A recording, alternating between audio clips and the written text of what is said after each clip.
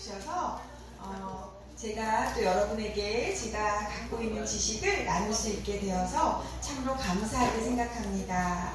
그런데 이 성우 강의는 심리학과 교수님도 하기 싫어해요. 왜냐하면 36대 상담심리학과에 성심리 상담이라는 과목이 있는데요. 항상 나이가 제일 어린 교수님이 하세요. 근데 우리 36대학만 그런 게 아니라 모든 대학에서도 성 문제는 잘 다루기 힘들어하는 게 모든 사람들의 공통된 마음인 것 같아요. 요즘 아이들 어떤가요? 매 순간 스마트폰으로 엄청난 전쟁을 치르고 있죠. 성경적 가치관이 급속도로 무너지는 상황에서 악한 영들이, 사단이 다음 세대를 실족하게 하는 가장 효과적인 도구가 바로 휴대폰입니다. 여러분 하루에 휴대폰을 얼마나 사용하세요? 네? 1시간 제한 시간 걸려있어요. 1시간 제한 시간 걸려있어요. 네. 서울시 교육청에서 조사를 했는데 아이들이 부모와 대화하는 시간이 평균 5분이 넘지 않는데요. 네? 나는 50분 걸리는 거야. 50분 걸려요? 너무 행복한, 여러분 정말 행복한 어린이들이에요. 5분도 채 걸리지 않는데 그 5분에 하는 대화의 내용이 뭐냐면 밥 먹어라, 숙제 다 했니? 빨리빨리 챙겨, 이따 가, 학교 갈 준비해야지, 이런 게 대부분이래요. 그런데 아이들은 부모와의 대화는 5분인데 휴대폰은 서울시, 우리 청학교의 어린이들 평균이 아니에요. 서울시 평균인데 하루에 5시간 이상을 휴대폰을 사용한대요. 여러분, 휴대폰 충전기가 자기 방에 있는 사람 손 들어보세요. 저녁에 자기 방에서 충전하는 사람. 네. 네, 안 충전해요. 네. 거실에 충전해요. 거실, 맞아요. 거실 충전을 하든지 부모님들은 오늘 저하고 약속하세요. 아이들의 휴대폰 충전기를 10시 이후면 엄마 방에 가져다 놓을 수 있도록 충전도 엄마 방이나 거실에서, 아이 방이 아닌 거실에서 할 수 있도록 도와주시면 좋을 것 같아요. 사단은 성을 상품화하고 있어요. 여성과 남성의 이미지를 강조해서 여성은 아주 아름답고 예쁜 섹시한 이미지를 강조하고 남성은 근육질의 몸매가 멋진 남자인 것처럼 그렇게 호도하고 있어요. 또 상품과는 직접적인 관련이 없는 여성과 남성을 등장시켜서 이것들은 모두 상품을 팔기 위한 전략들이에요. 이런 것들은 인간의 존엄성을 훼손하고 비인격적인 표현들을 각오하고 있어요. 근데 선생님이 미국에 가본 적이 있어요. 선생님 아들이 미국에서 공부할 때 미국에 타겟이라는 마켓에 갔어요. 그런데 속옷 매장에 가게 됐어요. 그런데 우리나라 속옷은 누가 선전을 해요? 엄마가 선전을 해요? 네. 네, 우리나라 속옷은 젊은 20대, 몸매가 호리호리하고 예쁘고 이런 여성들이 속옷을 선전하는데 제가 미국의 타겟이라는 마켓에 갔더니 뚱뚱한 할머니가 모델인 거예요. 그런데 인간의 삶 속에는 노인도 있고 젊은이도 있고 어린이도 있어요. 그리고 그런데 아이들에게 이런 다양성을, 성을 획일화되게 심어주는 게 아니라 다양한 모습을 아이들에게 교육하고 있는 것이 참 선생님은 감동이 되었습니다. 자, 같이 읽어볼까요? 시작! 성경적 성교육은 가정에서 시작된다. 엄마에게 성교육 받아보신 분 손 들어보세요. 엄마가 누구야? 어디 계셔? 엄마가 보고 선생님이야. 네, 그렇구나. 네, 부모가 하는 성교육이 가장 효과적인데요. 그러면 우리가 가정에서 뭘 먼저 해야 되냐? 우리 모두는 성적인 존재임을 인식하는 게 중요해요. 여러분 자신은 성적인 존재입니까? O, yes. 답해보세요. 여러분 성적인 존재인가요? 네. 네, 어떨 때 그걸 알 수 있죠? 수 있죠? 네. 키가 클 때? 생각할 때? 키가 키가 클 때? 맞아요. 그리고 반에서 좀 멋지고 나이스한 남자를 보면 어때요? 아, 쟤 멋있다. 쟤랑 친구하고 싶다. 이런 생각 들어요? 안 들어요? 안 들어요? 이런 생각이 드는 것 자체가 우리는 성적인 존재임을 나타내는 거예요. 그럼 갓 태어난 아기도 성적인 존재일까요? 네, 맞아요. 갓난 아기도 자기의 성기를 탐구하고 만지는 것을 즐겨해요. 우리 아이들을 키워본 부모님들은 아실 거예요. 그럼 할머니, 할아버지도 성적인 존재일까요? 할머니, 할아버지가 되면 성적인 욕망이 없어질까요? 그렇지 않아요. 자, 따라하세요. 성은 하나님의 선물이다. 성은 하나님이 허락하신 배우자와 평생을 통해서 즐길 수 있는 정말 인간이 친밀하게 될 수 있도록 하나님께서 허락해 놓으신 제도가 성이라는 것이에요. 그런데 여러분, 나에게 성이란 어떤 성하면 무슨 생각이 들어요? 성이 난 생각이 나요? 예, 성하는 단어에서 떠오르는 생각 얘기해 보세요. 어머니, 어떤 생각이 떠오르세요? 부끄럽죠? 말하기 애들 앞에서. 어떠세요? 남자가 떠올라요?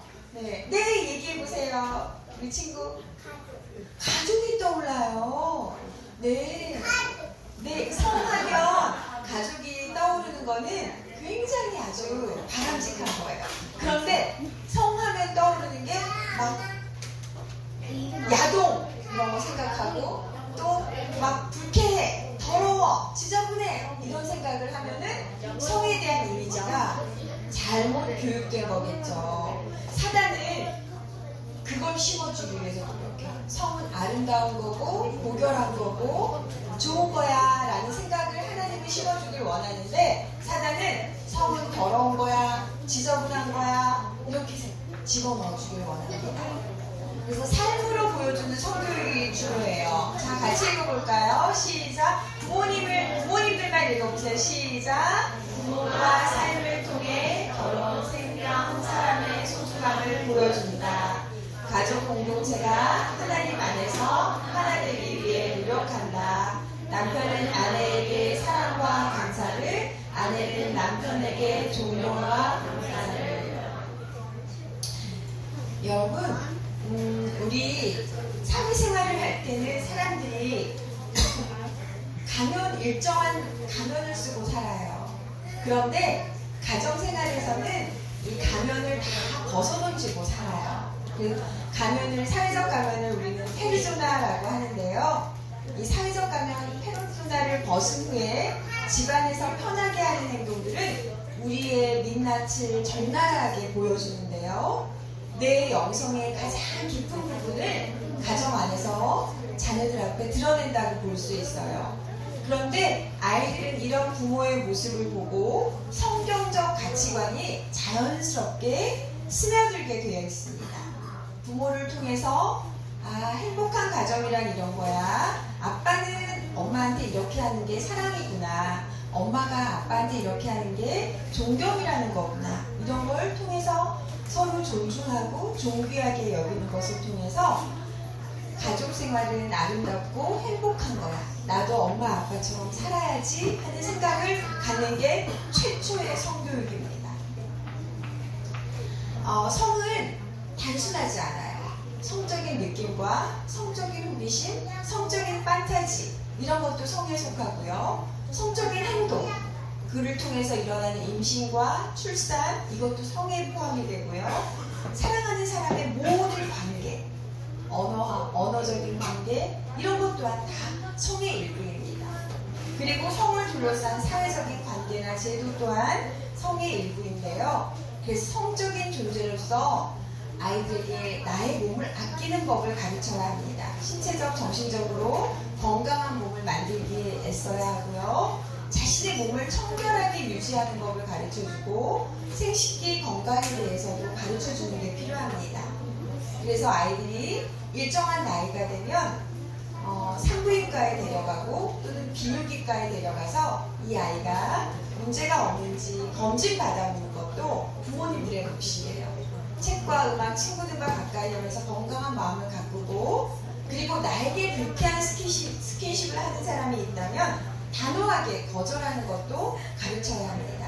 여기 있는 영상을 한번 보실까요? 어린이를 위한 동의. 이게 너야. 알아, 너랑 똑같지는 않아. 그렇지만 그냥 너라고 생각해보자. 이건 너의 몸이야. 그리고 너의 몸에 대한 모든 것은 네가 결정할 수 있어. 너 말고 다른 사람은 너의 몸에 대한 권한이 없어.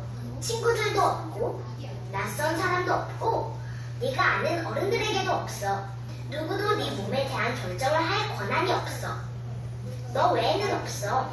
그게 바로 신체적 자율권이라는 거야. 동의라는 건 그런 거야. 사람들은 모두 다 달라. 어떤 사람들은 앉는 걸 좋아해. 어떤 사람들은 앉는 걸 싫어해. 사람들은 모두 자기가 편한 것을 결정할 수 있어.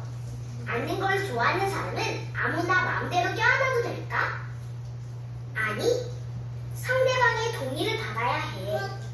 동의를 했는지 어떻게 알 수 있냐고? 물어보면 돼. 내가 안아도 되니? 응, 그래. 손잡아도 괜찮아? 아니, 그러지 마. 알겠어. 누군가 응이라고 대답하지 않았다면 안아도 될까?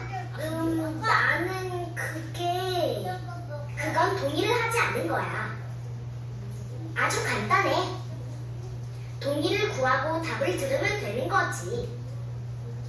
만약 동의를 받기 위해 선물을 주거나 겁을 줬다면 그건 동의가 아니야. 종종 어른들이 어린이들에게 이것저것을 시키려고 하는데 이모 잘 가라고 뽀뽀해줘.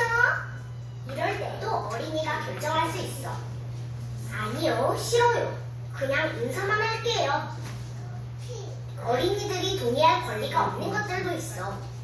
법적인 계약을 맺을 수 없고 투표할 수 없고 성적인 것에 동의할 수 없어. 만약 어린이가 동의할 수 없는 것을 어른이 시킨다면 그건 잘못된 일이야. 어른의 잘못이지 어린이의 잘못이 아니야. 그리고 그럴 땐 선생님처럼 믿을 수 있는 어른에게 얘기하는 것이 중요해. 왜냐고? 너의 몸이기 때문이야. 누구도 네 몸을 이래라 저래라 할 권리가 없어. 동의를 연습해봐. 여러분 잘 보셨어요? 네, 그래서 어릴 때부터 아이들에게 건강한 바운더리, 건강한 경계선을 만들어주는 건 되게 중요해요. 제가 상담한 사례 중에 엄마가 재혼한 분이셨어요. 그런데 자기 딸을 데리고 남편에게 재가를 했는데 현재 남편에게 그 남편은 3학년 때부터 이 아이가 여자아이였는데 여자아이에게 안 좋은 동영상을 보면서 그렇게 똑같이 아빠에게 하도록 요구했어요.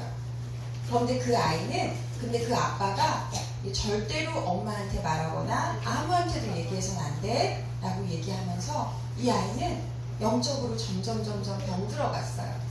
그리고 이 아이가 무기력해지고 나중에는 막 밥도 먹지 않겠다고 거식증도 생기고 자기를 몸을 학대하고 자해를 하고 그래서 이 엄마가 이 아이는 아빠가 말하면 혼난다고 하니까 그걸 말하지 못하고 있다가 그만 나중에 이 아이가 병원에 데려가게 되는데 아무런 내과적으로는 문제가 없어서 소아정신과를 데려갔더니 그 정신과 의사와 상담하는 중에 그 사실을 알게 된 거예요.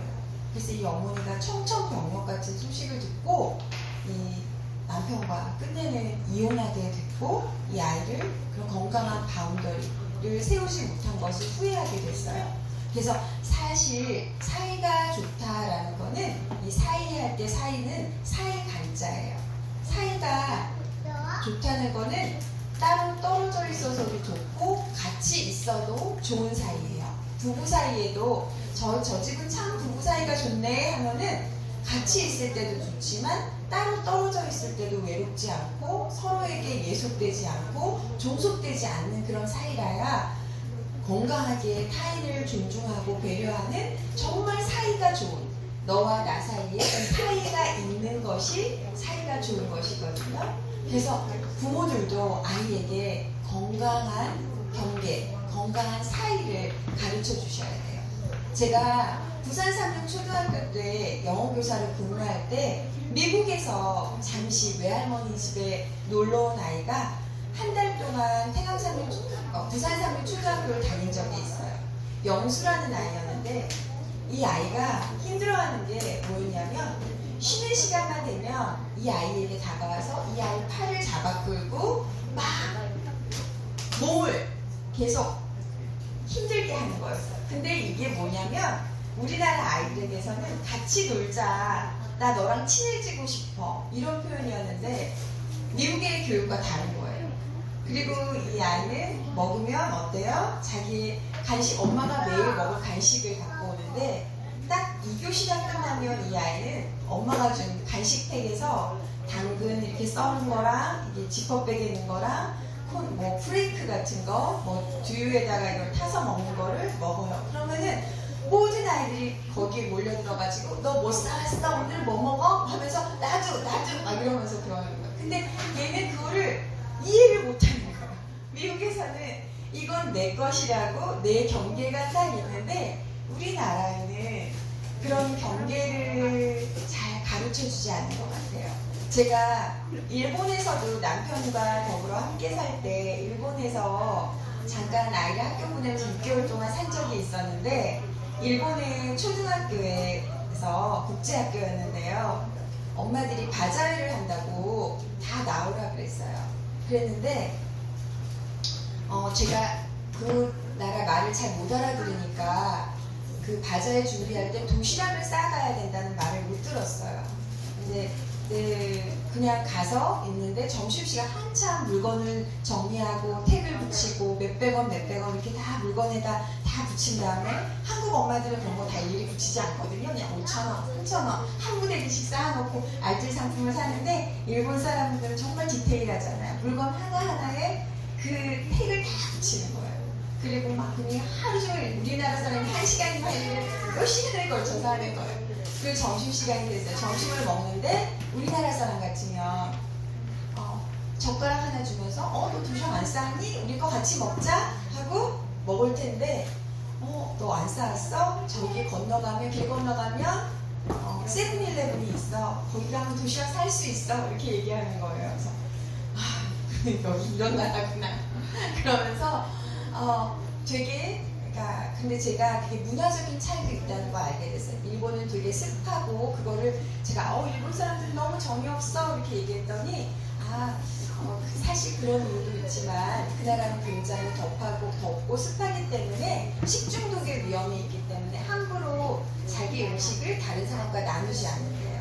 그래서 저희 아이한테 제가 우리나라 음식을 많이 맛있는 거 자체나 김밥이나 이런 거를 해갈 때 다른 통에 한 통 담아주면서 저희 아이한테 이거 친구들하고 나눠 먹어 우리나라 음식인 거 소개하기 위해서 이렇게 시켰더니 엄마 여기 나라 아이들은 절대로 나눠 먹지 않아 이렇게 얘기하는 거예요. 그랬더니 그 영수도 어땠어요? 그럼 개인주의 문화에서 자란 아이라 막 아이들이 치대고 손을 잡아 끌고 하는 게 너무나 싫었던 거예요. 그래서 일본에 살면서 그 다음날 우리나라에 와서 제가 가장 힘들었던 게 뭐냐면 엘리베이터를 타거나 마트에 가면 사람들이 쉽게 막 생각 없이 부딪히는 거였어요. 카트로 막 사람을 치고 엘리베이터 내가 서 있는데 막 내 등에 아주 가까이 가서 붙고 근데 일본 사람들은 한 칸 항상 스페이스를 주거든요. 한 칸 앞에 있으면 한 칸 뒤에서 물러나서 그 다음 사람도 서로의 사이를 존중해주고 배려해줘요. 그래서 우리도 어린이들도 그런 개인주의가 다 좋다는 것은 아니지만 상대방의 경계를 중요하게 존중하고 아이를 막 잡아 끈다거나 이렇게 몸으로 이렇게 하는 것들을 조심해 서로를 존중하는 것을 가르치면 좋을 것 같습니다. 성경 말씀이 진리임을 행동으로 선포하는 부모가 되시면 좋겠고요. 부모가 말씀에 목숨을 걸지 않는데 말씀에 근거한 성교육을 하는 것은 사실 소용이 없습니다. 내 이름으로 일컫는 내 백성이 그들의 악한 길에서 떠나 스스로 낮추고 기도하여 내 얼굴을 찾으면 내가 하늘에서 듣고 그들의 죄를 사하고 그들의 땅을 고칠지라. 우리가 혹시 우리의 가정의 부분에서 하나님의 저울로 달아보아 부족한 부분이 있을 수도 있어요. 부부 사이가 좋지 않다든지 또 소원하다든지 이럴 때 아이들은 건강한 자존감을 가지면서 자라기가 힘듭니다. 부모가 영적으로 주눅들어 있으면 아이들도 심령의 길을 펴지 못하고 감사함으로 성령의 지도를 받으며 우리가 회개할 때 하나님을 들으시고 우리 자신들을 고칠 수 있습니다. 성경적 성교육은 누가 하는 게 좋을까요? 부모가 자녀에게 때에 맞게 실시하고 아버지는 아들에게 하는 게 좋고요. 어머니가 딸에게 가르치는 것이 좋습니다. 그리고 제가 중학생, 고등학생 성교육을 할 때도 남녀를 같이 놓고 가르치지 않아요. 남자아이에게 가르쳐야 될 것이 있고 여자아이에게 가르쳐야 될 것이 있어요. 그래서 아빠가 아들을 가르치는 게 좋고요. 엄마가 딸을 가르치는 게 좋습니다. 그리고 양육자나 교사가 집단으로 교육해야 될 게 있어요. 그리고 소그룹으로 가르쳐야 될 게 있고요. 1대1로 은밀하게 가르쳐야 될 것이 있습니다. 성경적 성교육을 망치는 방법이 있어요. 아이들 앞에서 큰 소리로 부부싸움을 하는 것은 이건 성경적 성교육을 망치는 지름길입니다. 배우자의 부모나 형제자매를 마구 헐뜯고 비난하는 거, 상대방하고 막 사이가 나쁜 거 어때요? 당신은 어떻게 당신 어머니하고 이렇게 똑같아?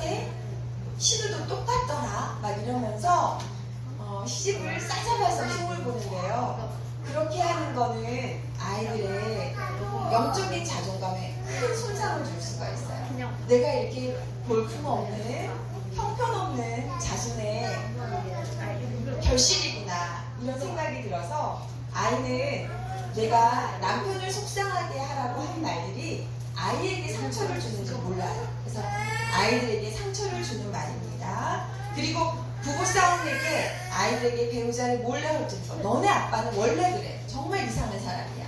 이런 말 해보신 적 있어요? 없어요? 그런 말 그럼 엄마한테 들은 적 있어요? 없어요? 없어요? 네. 그렇게 하는 거 굉장히 안 좋고요. 그리고 부부싸움 뒤에 아무 일도 없었다는 듯이 막장 드라마를 시청하고 또 부부싸움을 한 뒤에 각방을 쓰고 이렇게 되면 아이들은 혼란을 겪게 되고요. 그리고 부모를 닮은 자신을 수치스럽게 여기고 자책하게 됩니다. 자존감은 낮아지고 자학하게 되고 성장한 후에 이런 아이들은 자살 충동에 시달리기가 쉬워요. 그래서 부부싸움을 하고 나면 아이들에게 꼭 알려주셔야 돼요. 아빠는 좋은 사람이야. 그런데 때로는 엄마랑 의견 충돌이 있기도 해. 그런데 어제는 그런 의견 충돌이 있었지만 아빠 엄마는 화해했어. 이런 얘기를 해주셔야 돼요.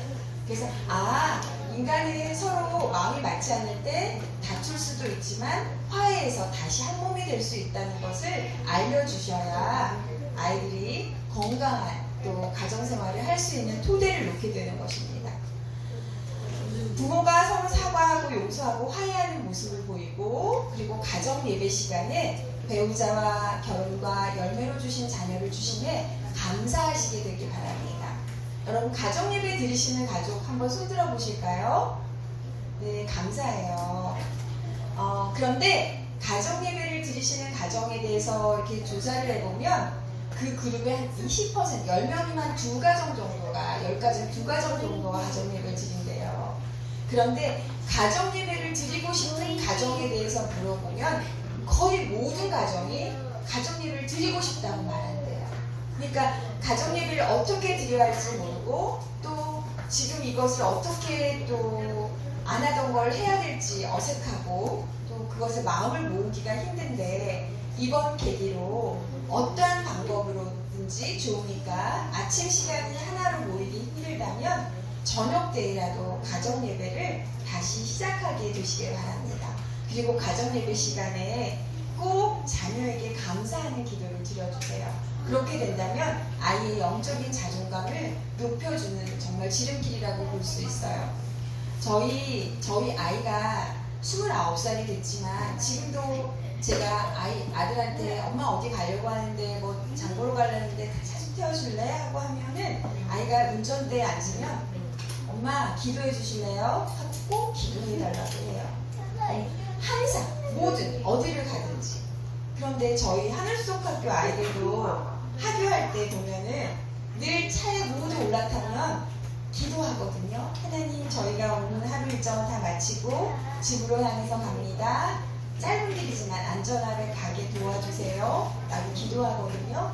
아이들이 무엇을 하든지 작은 일에 하나님께 의뢰하고 자신의 마음을 아버지 앞에 내려놓는 것을 연습했을 때 아이들이 나중에 커서 20대가 돼서 원치 않은 일을 당하게 됐을 때라도 그것들을 사소한 것들을 아버지께 의논하고 기도했던 아이들은 그런 문제들을 부모에게도 말할 수 없는 그런 어려운 문제에 봉착했을 때 그 문제를 아버지 앞에 또는 목사님 앞에, 전도사님 앞에 가지고 갈 수가 있어요. 그리고 배우자와 화해하기가 어려울 때도 있어요. 그럴 때는 아이에게 요청하세요. 엄마 아빠가 지금 냉전 중인데 엄마 아빠를 위해서 기도해 주겠니? 같이 기도를 요청하시게 되길 바랍니다. 이 여성가족부가 만든 영상인데 한번 보실게요.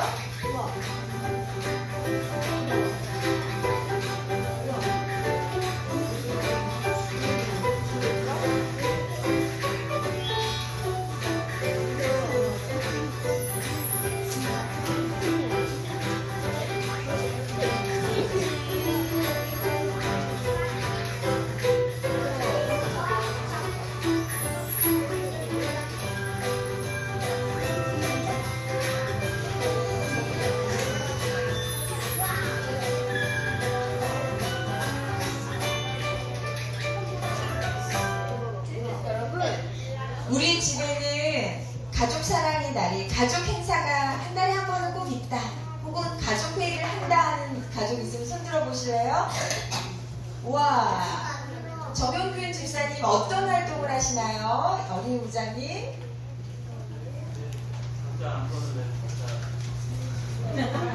아, 얼마나 자주 하시나요?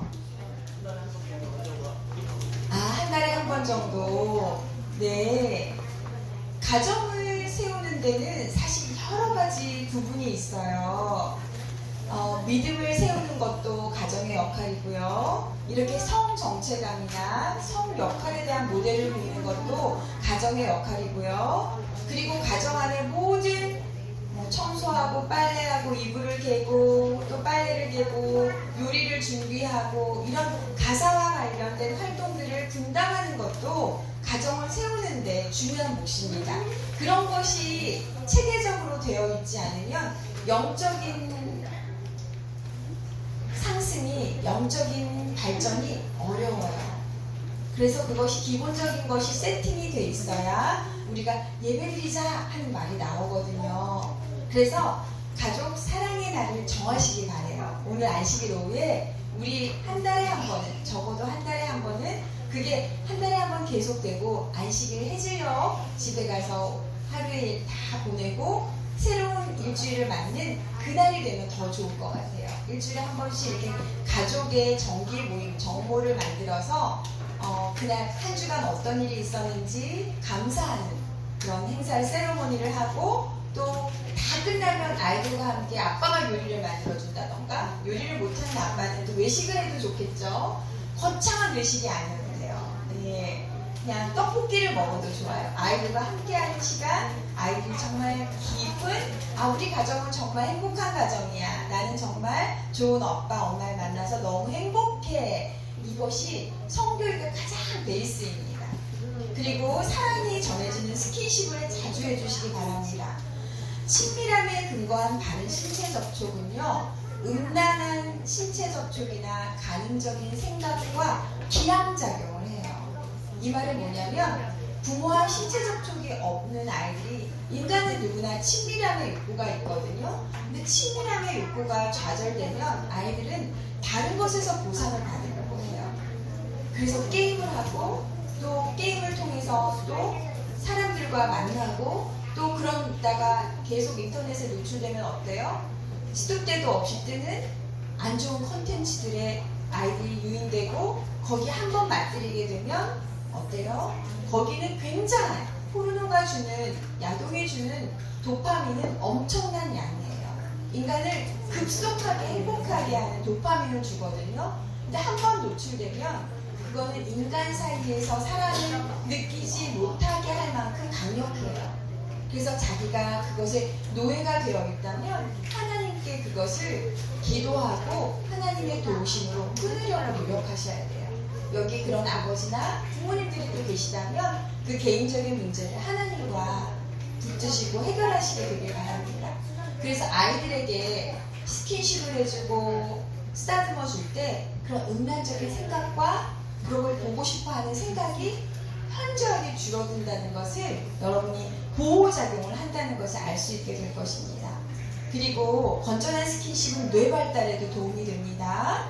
그리고 가정예배 시에 다양한 포옹을 시도하세요. 가정예배 끝나고 기도하고 빨리 밥 먹어 학교 가야지 하고 끝내는 게 아니라 충분히 안아주세요. 10초 동안 꼭 안아주시고 여기 이거는 샌드위치 포옹이죠. 엄마 아빠가 가운데 들어가서 그리고 저 어깨 사춘기 아이들은 이렇게 하는 거 싫어합니다. 그냥 어깨 정도만 5, 6학년만 돼도 아이들이 요즘 사춘기에 일찍 오잖아요. 어깨 정도만 해주고 등을 톡닥토닥 두드려주는 것도 좋아요.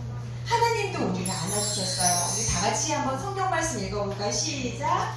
배에서 태어남으로 내게 안겼고 태에서 나로부터 내게 업힌 너예요. 그는 목자같이 양떼를 먹이시며 어린 양을 두 팔로 모아 품에 안으시며 젖먹이는 암컷들을 온순히 인도하시리로다.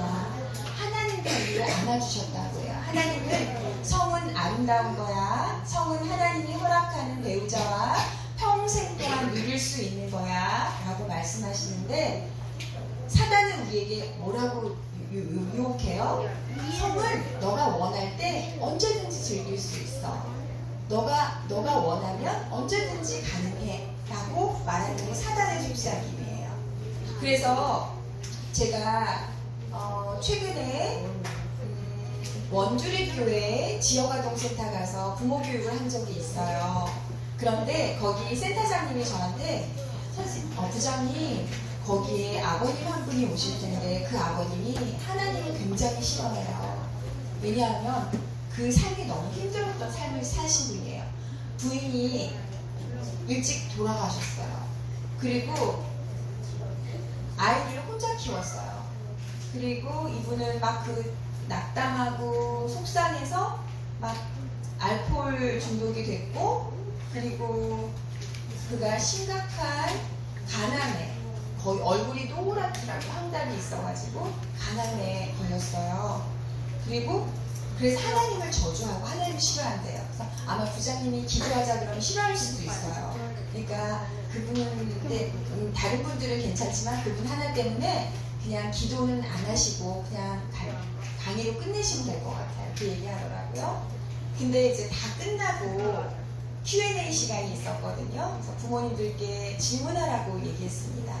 그랬는데 그 아버님이 뭐라고 얘기하시냐면 그런데 저는 선생님 아시는지 모르지만 제가 애기 엄마 없이 제가 혼자 아이를 키웁니다. 근데 저희 딸이 이제 6학년인데 언제 생리할 줄 모르겠는데 이거에 대해서 대비하고 가르쳐줘야 될 것 같은데 아빠인 내가 어떻게 교육해야 될지 모르겠습니다. 부장님 어떻게 하면 좋겠습니까? 이렇게 물어보는 거예요. 그래서 아버님 혼자 딸아이를 키우시면서 참 힘드셨겠어요 라고 공감해 주면서 아버님 여기 지역 아동센터 센터장님이 이 아이를 참 잘 사랑하고 잘 케어해 주시죠. 아버님이 일정한 돈을 센터장님에 주셔서 센터장님이 그 예쁜 이렇게 소지품 가방을 사고 그 안에 생리용품을 넣고 아버님은 편지 한 장만 써주세요. 우리 딸 정말 사랑한다. 너가 여성으로서 이렇게 새롭게 태어나는 걸 정말 축하해. 이렇게 그거를 써달라고 부탁했어요. 그러니까 그렇게 하면 되겠네요. 그러면서 아버님, 이 아이가 안전한, 이 세상이 정말 죄악이 많고 험난한 세상인데 안전하고 행복하게 살아가길 원하시죠? 그렇대요. 그런데 세상은, 세상적 성교육은, 성경적 성교육은 아까 제가 말씀드렸다시피 성은 아름다운 거야. 하나님이 허락하신 배우자와 평생 동안 누릴 수 있는 것이 성이야. 이게 성경적 성교육이라면 세상적 성교육은 너희는 동물이야. 동물은 본능의 욕정에 따라 아무 때나 할 수 있어.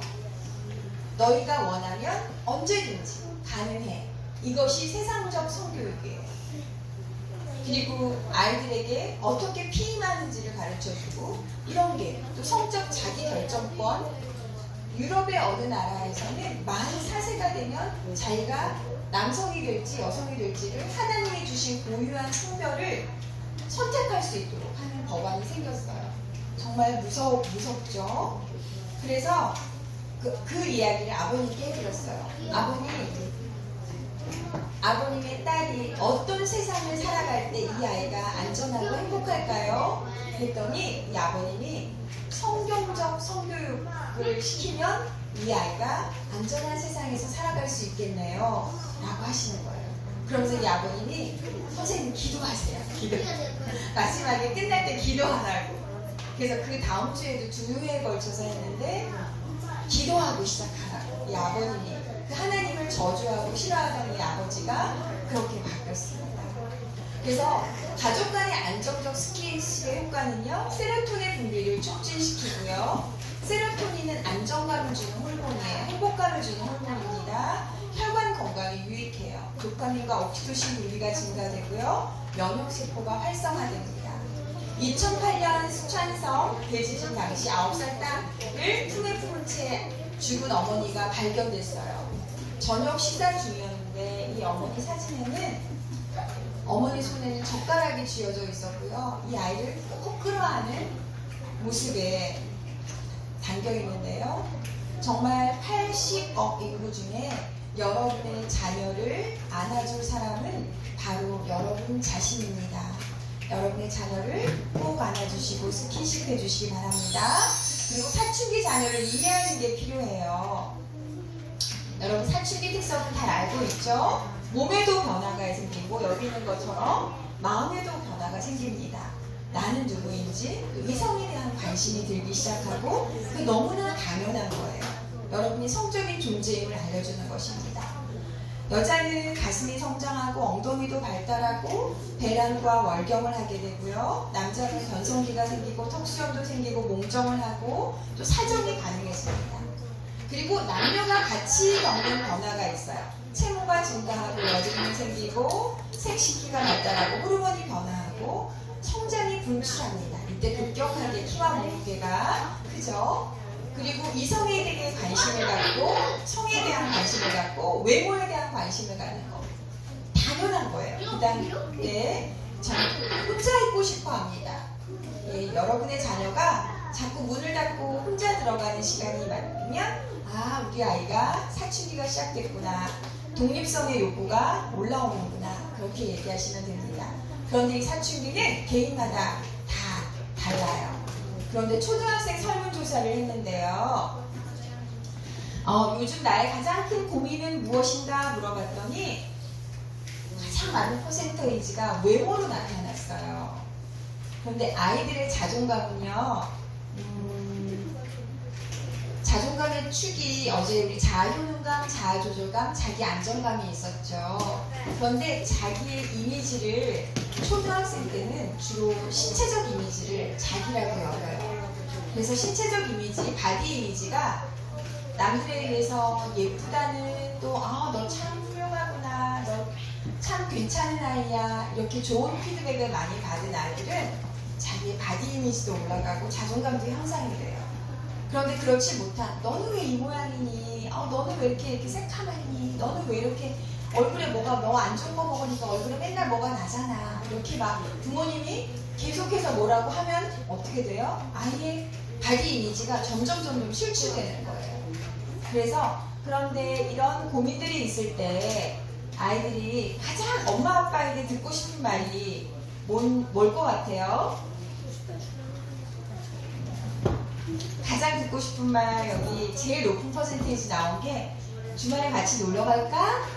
이거고 또 사랑해 뭐 이런 말들을 아이들이 듣고 싶어 한다고 합니다. 엄마에게 가장 듣기 싫은 말은 뭐예요? 제일 누구네 집 애는 이렇다는데 비교하는 거 너무 싫어하죠. 그리고 그럼에도 불구하고 고민을 딱 한 사람에게만 말한다면 누구를 꼽았어요 아이들이? 엄마. 48명의 아이들이 고민이 생겼을 때 엄마에게 그 고민을 말하고 싶다고 얘기했어요. 코로나라 제가 아들을 보지 못했는데 3년 동안 남편이 잠깐 미국에 갔다가 편지 한 통을 가져왔어요. 아들에게. 그래서 저에게 전해주는 겁니다. 여보 이거 승혁이가 당신한테 보내준 편지야 라고 돼 있는데 거기에 이제 많은 글들이 적혀 있었어요. 제가 기억나는 글 중에 엄마 제가 그렇게 잘난 아들이 아닌데 늘 저에게 서포트해주고 지지해주셔서 감사해요. 명절 때나 엄마 생일이나 주말에 시간이 많을 때 엄마와 함께 보내지 못해서 너무 미안해요. 그리고 엄마는 저에게 제가 형이나 아빠에게 하지 못하는 말을 엄마에게 말할 수 있어서 너무나 감사해요. 엄마는 제 인생에 언제나 제일 좋은 귀가 되어 주셨어요. 나는 그 말을 했어요. 그래서 제가 그 말이 너무 마음에 울림이 있는 거예요. 그래서 그렇지. 부모는 자녀에게 제일 좋은 귀가 되어 주어야겠구나. 이런 생각이 했습니다. 오늘 여러분들 자녀들에게 그런 좋은 귀가 되어주시길 바랍니다. 그래서 자녀 성교육의 두 요체는 성적으로 아이들이 건강할 수 있도록 가르치는 것이고요. 또 성적으로 성적인 권리를 주장할 수 있도록 가르치는 것입니다. 성과 관련해서 억압받거나 부당한 대우를 받지 않도록 자신을 관리하고 보살피고 안 돼요 라고 말할 수 있는 노라고 말할 수 있는 것 그리고 그래서 가정은 가족 교육이며 가족 학교다라고 말하고 있어요. 그리고 자녀가 성교육에서 중요한 것은 자녀가 건강한 자아성을 갖도록 도와주는 것입니다. 여러분, 이 고양이 모습이 어떻게 보여요? 오늘 기도한 소희 한번 말해볼까요? 이 고양이 모습이 어떻게 보여요? 이 고양이는 자기 모습을 보고 어떻게 생각할까요? 네? 좋다고 생각해요. 네, 근데 또 다른 생각한 친구 있어요? 이 모습을 보고 다양한 생각을 하셨을 거예요. 이 모습을 보면서 나는 왜 이렇게 뚱뚱하지? 이렇게 생각하는 친구들도 있을 거고 나는 왜 이렇게 못생겼지? 이렇게 생각하는 친구들도 있을 거고 나 참 멋진데? 이런 생각을 하는 친구들도 있을 거예요. 그런데 이거는 자기가 자신을 어떻게 보는지가 투영되어서 이 그림을 보게 되어 있거든요. 이거는 아동 상담을 할 때 쓰는 검사 도구예요. 그래서 아동이 자신의 이미지를 어떻게 인지하고 있는지를 보는 거거든요. 그래서 성적인 위험에 노출될 수 있는 자기 자존감이 있는 아이들은요, 함부로 그런 위험한 성적인 행동에 노출되지 않고 자신을 보호할 줄 알아요. 그런데 자기 자존감이 낮은 사람은 누군가가 자기를 좋아하는 그런 모션을 취하면 금사빠가 돼요. 금방 빠져버려요. 그리고 부모가 그 아이를 충분하게 사랑해주고 너는 존재로서 사랑받는 아이야 라고 인정해주면 아이가 좋은 사람과 나쁜 사람을 분별할 수 있는 힘이 생겨요.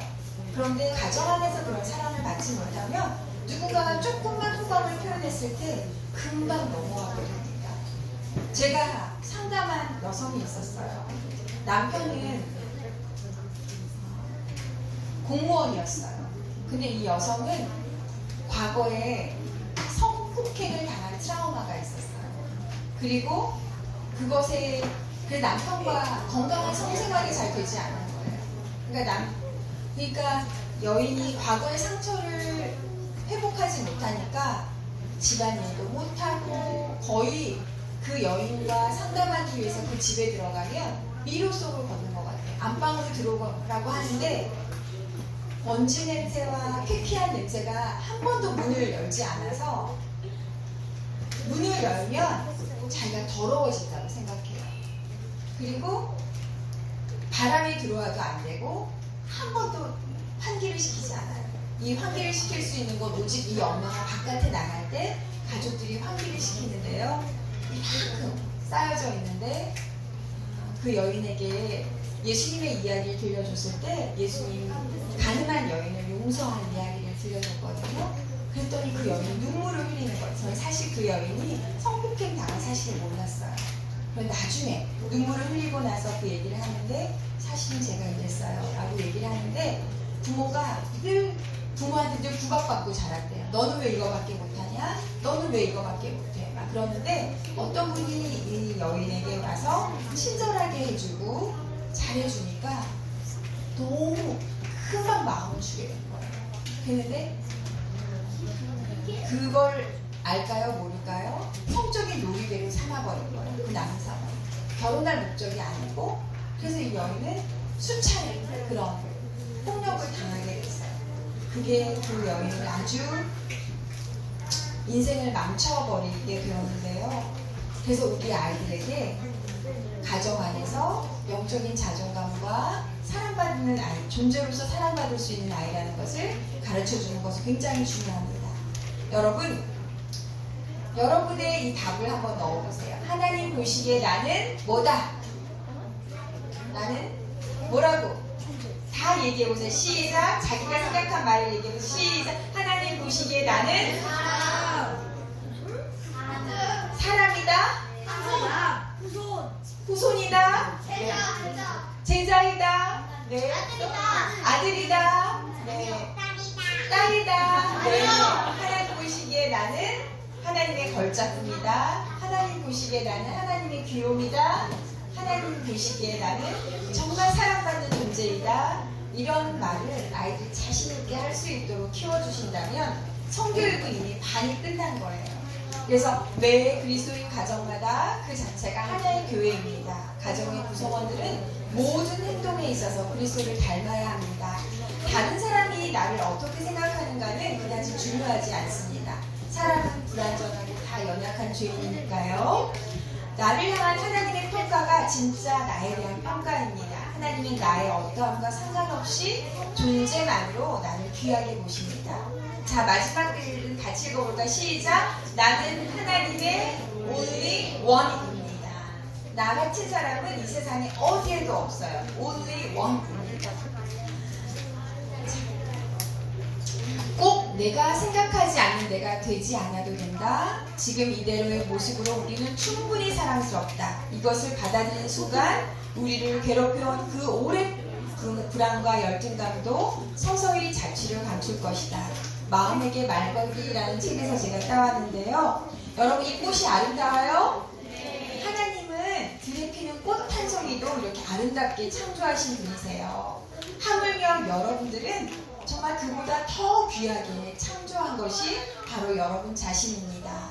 그래서 여러분들은 함부로 사단이 놓아놓은 덫에 걸려서도 안 되고요. 혹시 걸린 친구들이 있다면 하나님 앞에 기도하시기 바랍니다. 그럼 하나님이 그 올무에서 여러분들을 건져주실 거예요. 자, 같이 읽어볼게요. 시작! 모든 피조물들을 통해 하나님의 위대한 심장의 맥박이 고동한다. 들의 꽃들은 그분의 손에 의하여 지금껏 세상에 그 어떤 인들이 입은 것보다 더 아름다운 옷으로 입혀진다. 그러므로 오늘 입다가 내일 아궁이에 던지오는 들풀도 하나님이 이렇게 입히시거든. 하물며 너희가 뭐냐 믿음이 적은 자들아. 여러분, 들꽃이 정말 얼마나 예쁜지 볼까요? 여기 들꽃 중에 여러분 이름을 아는 들꽃 있어요? 네, 여기 소랭초, 호라비 바람꽃, 처녀치마, 찔레꽃, 겸물망초, 누리장 나무열매, 구슬보리, 개별꽃 뭐 이렇게 다양한 정말 아름다운 꽃들이 많죠? 이 꽃들보다 여러분들은 더 아름답게 하나님이 창조하셨어요. 여러분, 이게 뭔지 알아요? 현미경으로 본 건데요. 뭔지 아세요, 목사님? 해바라기요? 하루살이래요. 네, 하루살이를 현미경으로 찍었더니, 야, 하루살이도 이렇게 하나님이 정교하고 예쁘게 만드셨어요. 그런데 여기 먼지래요. 근데 제가 이거 유튜브에서 캡처한 건데 그 밑에 댓글에 뭐라고 써있는지 아세요? 먼지 존나 예술 작품이네. 이렇게 써 있었어요. 하나님은 이 버려질 먼지조차도 이렇게 아름답게 만드셨어요. 여기 이거 잔디를 찍은 거거든요, 현미경으로. 근데 여기 스마일 보여요, 여러분? 하나님이 잔디 안에 풀 속에 스마일하고 있는 모양을 넣어두셨어요.